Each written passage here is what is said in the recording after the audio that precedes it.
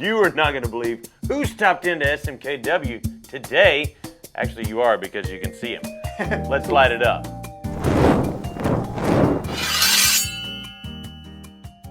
Hey guys, how you doing? TC, So, what's thanks happening? for having me, dude. Mr. Joe Flowers, the one and only. And I tell you what, we've got his feet shackled right now. That's why he's not moving around that much. It's over. It was easy because I'm wearing Crocs, so it was like very easy. And to you've do. got like the special like all-terrain Crocs too. Yes. So 4-wheel drive powered. Exactly. I just got a pair of those for Father's Day. Life changing. That's what I had my wife get me those, and she was like, "You really want Crocs for Father's Day?" And I was like, "I absolutely do. These are like special 4-wheel drive Crocs. I don't think you understand." And I put them through their paces that first day. So I think I got like 6 pairs of them because I use them down in the Amazon and stuff too. But when it comes to fashion, I'm not your best person to consult, so I'll be wearing Crocs all the time, as much as I can until I don't have to. To make me look like taller or something, I'll have to put on other real boots. So we've talked to you a lot of different times about different things. Now, you are the machete expert. We actually looked at this one at Blade Show. Yeah, for sure. And got to do a quick video on it. I want to say I absolutely love this. I think this is a phenomenal, because you've talked about a lot as far as your, I guess, the way you look at designing things. And you take a lot of cues off of Central and South American tribes. Absolutely. And how they use these. And you've really worked that into this design pretty phenomenally, because a lot of these people, and you've said this before, use these as their only blade. Yeah. So this is not only just a machete for clearing brush, but this is actually a pocket knife for them, basically. Yeah. And so there's some little like nuances. Like there's a space right up here where a lot of people down in Central and South America will be using their blades up tight like that, or pinching when they're cutting along that line. And so I used to hate that space, or put a choil in there. And so we decided to put that in there and feel how it would work with this particular blade. And I really like how it turned out. It turned out phenomenal with that Scandi grind right there. It's got a really, really nice edge. And it gives you that opportunity to get up close and do some fine carving, some fine cutting and stuff like that, while still preserving this part of the blade for what it needs to be for. And I'm actually down here in Sevierville camping right now, and I had to use this last night. And one of the other really interesting things, TC, is that the handle on the back here, you can grab it like that and have a little bit more of an extended use with it. And that's one of the reasons why the pommel is rounded here instead of having like a square pommel. Right. So there is a lot less discomfort there. Yeah. And then if you flip it over, it looks like a monster. That was actually the engineers over at Condor's idea, so I like that. I love that. I mean, and of course, got a really, really cool injection molded sheath right here. Yeah, that's the big deal with this. This is the first time we've done an injection molded sheath, and these are the prototypes, so you have to just slam it in there real hard and they'll go in. But that was, a big step for us, is to make those in-house, because we've done a lot of really good leather work. We've done a lot of Kydex, but we wanted to do something that was a little bit less expensive. And I like how it comes out the top like that. Yeah, like that. yeah. It pops out the top. It's hard to design a machete sheath where it pops out to the side. You got a lot of the Ontario styles where they're great and they sheath right in, but you have to be able to take it out while you're moving and stuff. Right. And I also love that it's bright orange. Yeah, of course it comes in green, coyote, and black as well. But that's going to be the most visible one. Yes, for sure. You can use that as a boat paddle, and if you drop it, then that way you can dive for it and see it again. That actually would ergonomically work, because of the way this is designed right here. It makes it really easy. You could use that. Get the T-grip on it and do that. I've had to do that before. We're like down in the Amazon on like a tiny little boat, and I get my lure stuck because I'm not the greatest fisherman, and I have to kind of like paddle on over while holding up the fishing pole and kind of finagle that with the machete because the paddle's too long, and it works. It works. Absolutely. Now, what have we got here? We got a rusted knife because I took this out on the beach last week. Yes. So this is 14C20N. This is after wearing it in the ocean. And then, honestly, folks, I just threw it back in my car just to see how much it would rust. This is the Lipotes, which is named after a dolphin that is extinct in China. And it's 14C28N, which is a stainless steel version of the pterosaur.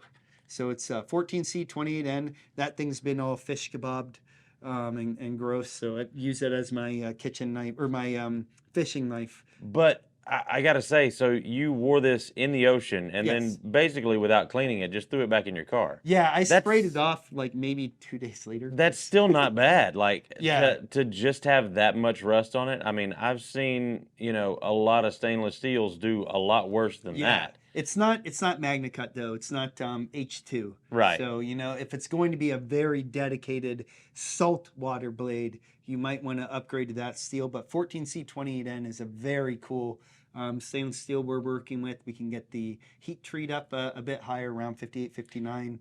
We're pretty happy with that. And this is not going to be that terrible. Like even as bad as it is, it's not going to be that terrible to actually knock that rust off and Gosh, get it back yeah. good. Like Yeah, we could go downstairs and buy one of your rust erasers. yeah, and it would done be with good it. to go. Absolutely. I That could is- actually do it with the side of your leather thing here, but that's so nice that I won't bust up all your stuff. So I know you might see a lot of these like beautiful knives out there, but I literally went with Greg right down to my car and just grabbed what I saw. Well, and see, that's the thing is we really appreciate well-loved, well-used knives. Oh, I man. mean, these are tools, right? Yes, they are. They're made to be used. They're not made to just be right. fondled and carried in our pocket and adorned. Well, here's one that you can adore and carry in your pocket and do whatever you like with, because that one's still new. I have one at home that I've destroyed already, but that's just called the TROG. That's new for 2023. And it's another based off of the pterosaur kind of pattern. When I presented the pterosaur to Condor, it's one of our really good sellers. I gave them about 20 different knife blades that would fit into the sheath, so that I could, be like, come on, guys, it's not just investing in one mold. We got a whole bunch of things out there. So it was really cool to break the mold, dad joke, and go through and think of some different things that I'd like to see. So you can see that there's a serrated pommel on the back. Yep. We can scrape up fibers a little bit easier. It's got this flint look that was very popular on the cave lore and the Otzi knife. 1095 high carbon steel. And so that's the TROG, short for troglodyte, T-R-O-G. Troglodyte, yeah. TROG, yeah. Which is a cave dweller, if you guys want to Google it. Uh-huh. That is super cool. Now, are these out already? They're going to be out, what is this month? July? June I think right they're now, going to but- be August. Okay. Yeah, I believe Awesome. so. Now- Because these don't require a lot of different tooling. Right. These are just variations. What about this one? Same time? Same, Awesome. yeah. Awesome. This type of stuff where it's just that high impact polypropylene, they're ready to go right Yeah. away. When it's something like this amalgam here, that takes a bit of tooling and that takes a little bit more work to get right off the line for any knife company, honestly. Right. Absolutely. And speaking of that one, let's talk about the design behind this one, the Cool. thought process behind this one. So that's a really interesting point, TC. This is one that I'm very proud of because it was a break off of some of the other traditional blade styles that you see out there. And so I was looking at parangs way more than anybody else should, and researching them. And I had my kukri fall on top of my parang book, one of my kukris fall on top of my parang book. And I started looking at it. I was like, what if this and this, went together? And so I designed like a parang kukri. And we were going to call it a Kerrang and some other things, but we decided not to because it was just a weird name. So we went with amalgam, and it has, still the point is actually pretty much down the center line. It has an excellent chopping capability. This one's been out a little while, but I still love it as a really offshoot of normal designs that you see out there. And, there are little things that you don't really think about here where, man, if it was just this, that'd look kind of boring. So you'd have to put like a false edge there to make it look a little bit different. And the braid too, people like that. If it didn't have a braid, it'd look a little bit boring. Now it looks pretty. Just dress it up a little. Yeah, just a little bit. And also like how it's thinner here and then wider up here puts that weight out front. Yeah, and exactly. helps Like you a out with kukri. that chopping power. Yeah, And then also this is more of like a convex grind right there. exactly. Giving a little bit better edge retention, a little bit more stability on that edge. Correct. All the way out to the end. And you can, what's interesting is with a lot of traditional kukris and stuff, you'll see a change in the grind where it's a lot thicker. Not necessarily a Scandinavian grind, guys, but more of like a very thick convex area. Because with kukris, they're not just using them for, the quintessential combat Gurkha kukri knife. They're using them in the kitchen and everywhere. So they're doing a lot of fine carving and stuff right past the cho. So that's where you can still do a lot of the fine carving with that near the end if you Oh had to. yeah, But you can absolutely. also do a lot of different variations in holding it as well. So it's just an offshoot and a very, I don't know, unique design that I'm pretty proud of, and I love it. I like it. I like using it a lot, so it makes me happy. So that's I love the weight of that. I think important. that's fantastic. So, quick question before we Sure. get into this. Hmm. Um, what's your favorite knife that you've designed? Oh man, that's like how many children do you want to pick your favorite child? Honestly, I think the pterosaur has such a big reach because I've designed it back in 2009, a long time ago when I first started designing. Well, not in 2000, yeah, 2009, something like that. Yeah, 2009, with Andy from Fiddleback Forge, with Off the Map Custom Knives. He actually made the very first one with Dogwood Custom Knives too. And so there have been a lot of custom variations. And when it comes to just a quick package where I'm able to go and move quick, I'm always grabbing this 40, or well, in this one, I believe the street price is 60 or somewhere around that for the 14C Right. 28N. But I'm grabbing it because it's so lightweight Yeah. as a fixed blade. And, I've got $300 knives out there and $500 fixed blades, but I always seem to grab this one. Right. It's like a moped where you just grab that when no one's looking and drive Yep. around with it. Okay. I'm not comparing my knife design to a moped, though, guys. Don't get me wrong. Next question. Yeah. What is your favorite knife that you have not designed? Oh, okay, definitely. I've got a bunch there. That's easy. The Skookum Bush Tool by Rob Garcia, who did the original one. There are a lot of variations out there that other people have kind of taken their own liberties with, but definitely the Skookum Bush Tool. I definitely would say for a folding knife, the Benchmade AFCK from back in the day. That's Really that's cool an old design. one right there. Yeah, Yeah. yeah. That's reaching way back in the past. Yeah, it's like this 90s, like when the forefront of tactical folding knives, advanced folding combat knife. I think it's the 803. I can't remember exactly what number, but I have two of them. Actually, SC knives. Mike Perrin, passed Yep. away. God rest his soul. Gave me his because he knew how much I had a crush on Wow. that particular knife design. So that's a really, really cool knife, and that's one of my like safe queens, the one that Mike Perrin from SE, gave me. But That is definitely really cool. favorite folder. The other one would be I actually have a painting of it in my office, given to me from Spyderco because they know how much I love it. But it's a Emerson Wave Delica or Endura, Waved Endura.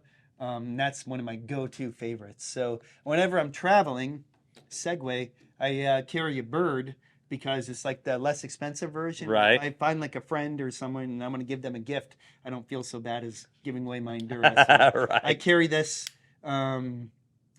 actually way more than I do my Endura sometimes because I lose knives a lot from just, bouncing. So it's a lot less expensive. So this works great as like my traveling knife. Yeah. But definitely the Waved Endura. And speaking of, now we just did our most recent pocket check video for our employees and our customers. Oh, cool. And of course, you weren't here, so we got your pocket check for Oh, today, right. which is your waved BYRD right here. Yeah. And we've also got a nice little Wazoo Survival Gear ceramic knife. Yes. Let's do an edge test on these. Absolutely. Now this guy I bought like 3 or 4 of because I just keep them everywhere. Oh, they're handy to Yeah, have. yeah. If you ever like, and yes, you can.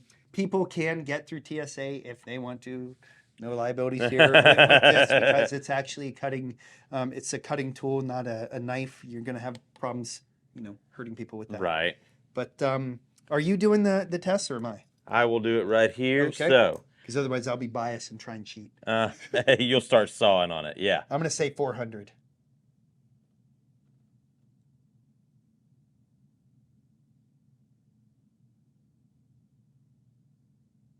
Dang it. 490. 490. Wow. Wow. Hey, But hey, I had a big thunderstorm last night, and I had to pull off some stuff for some Girl Scouts with s'mores. So I was sitting there doing the chest lever grip for like 2 hours getting stuff. So that's my excuse. that's not too bad. And I mean, you can tell by the blade of that knife. There's all sorts of gross stuff It's on been well loved. Absolutely. Joe, thank you so much, Thank man. you. You Hey, are wait, awesome. let's try this guy. Oh, yeah, let's do that. Yeah, I'm really interested to see because I think this one has only been used a couple of times. And it's kind of neat too, TC. This is like a chisel ground. Mm-hmm. So you have to almost like do something a little bit different when you're testing it on the best certified sharp tester. It's gonna be tricky here. Yeah, yeah. Honestly, guys, I'm just doing this to put pressure on him to see how he does it. So I'm going to have to rotate it right here Yeah. and actually place it right there. Press straight down. Wow. 195. 195. That's All cool. right. Heck yeah. That's really interesting. That is fantastic. And such a handy little ceramic blade right there. Yeah, and I'm guessing, you know, one of the things is it's ceramic, so it doesn't feel as sharp as it actually is. Exactly. You know, there's no, what's that called, micro serrations in the blade like you'd get in a, well, you know, microscopically, yeah, but not nearly as much as you get in steel. Right. So this is a really cool device because sometimes I'll get wire edges and the wire edge will cut it right before, and I'm like, this thing is lying. And no, it's operator error. And that's usually the case. Like there is going to be, and that's what we've had to explain to people is there is going to be some variation in that, depending on what kind of edge you put on it and that kind of thing. So this goes, you know, before I forget, because I always, you know, lose everything, goes right back in my wallet. Nice. When I need it. There we go. Now I won't forget it. There we go. Well, Joe, thank you so much. Absolutely. Absolutely. This was a joy and a real fun improvisation, too. Now, folks, why don't you in the comments down below ask some more questions if you've got anything for Joe. We're gonna keep him updated on the comments, and I'm sure he'll watch this video too. So if you've got any questions for Joe, let us know in the comments down below. As always, folks, it's been me, TC, here with Smoky Mountain Knife Works, SMKW.com, along with Joe Flowers. And remember, if it cuts like a pterosaur or a bird or an amalgam or anything new from Condor, then we carry it.